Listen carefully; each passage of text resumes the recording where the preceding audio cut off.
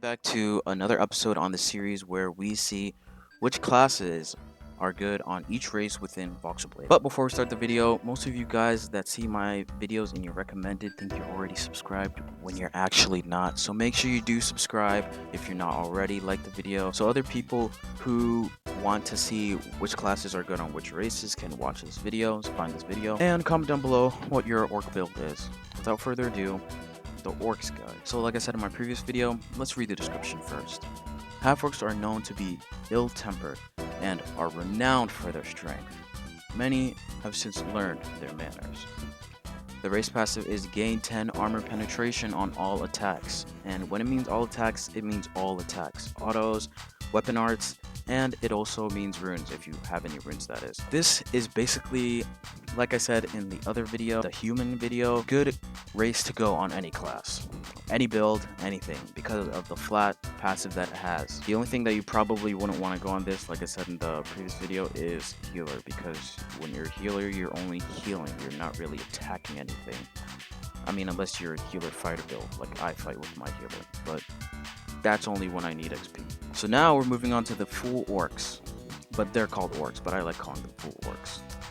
Orcs are a very secluded race, consisted of only the strong. Many orcs are viewed as impulsive and are disliked by many. Their race passive is weapon arts gain 10 armor penetration, plus 0.2 tenacity for each active buff you gain, an additional 0.1 tenacity. Now this is really good.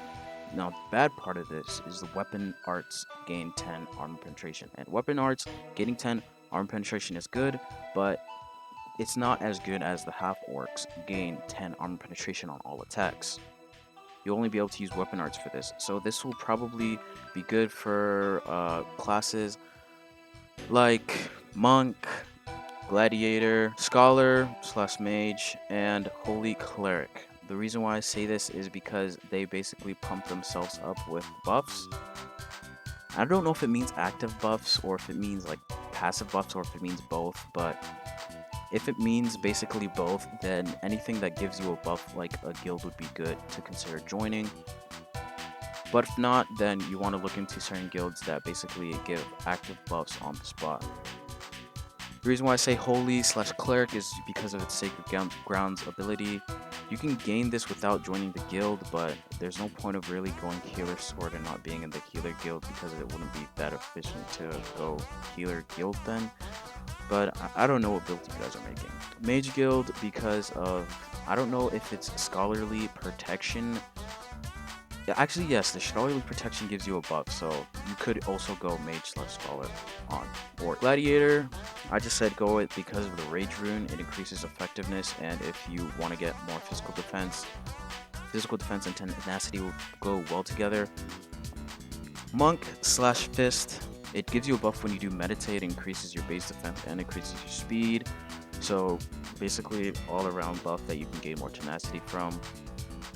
And yeah, the other guilds I'm not so sure about if their like buffs are active or passive. But yeah, Half-Orks are basically better in a sense if you're going a full damage build.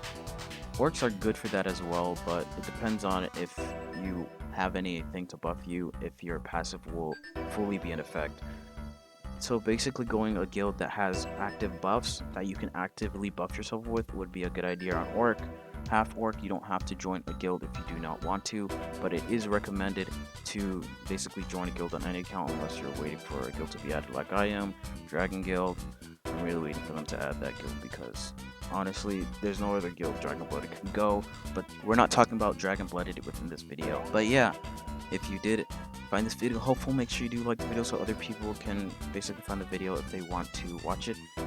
Comment down below what your build is with Half-Ork or Orc, and make sure to subscribe so that you don't miss another basically guide. I don't know if I'll call it a guide, I think I'll call it a guide. And make sure to have a nice day guys, and see you guys within the next video.